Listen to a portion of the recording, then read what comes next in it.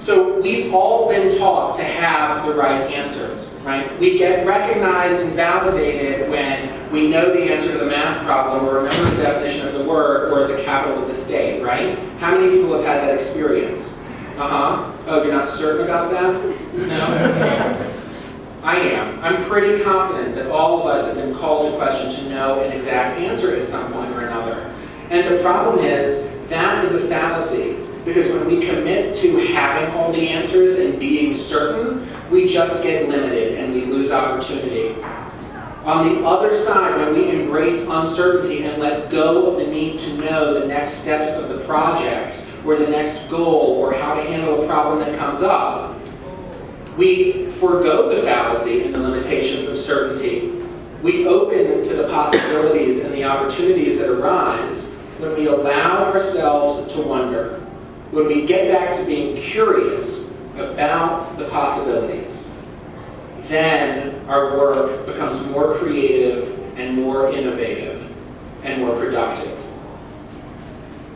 Most importantly, as a concrete rule to avoid a world of certainty and embrace uncertainty, is eliminating the word "but" from your vocabulary.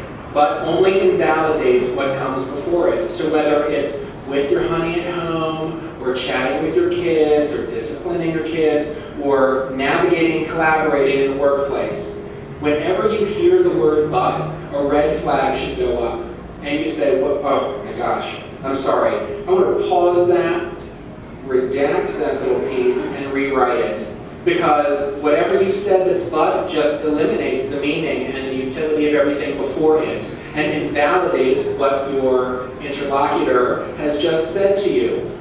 So you replace it with "yes and." Because there's always a nugget of truth, even if it's only the opinion or the perception of the person you're talking to, there's always a nugget of truth in what they're saying, and you can validate that. Yes, you can have that crazy idea, and I see that a little bit differently. So that you get in the conflicting idea, or you build on and add to in the conversation without having to invalidate what it is they had said before.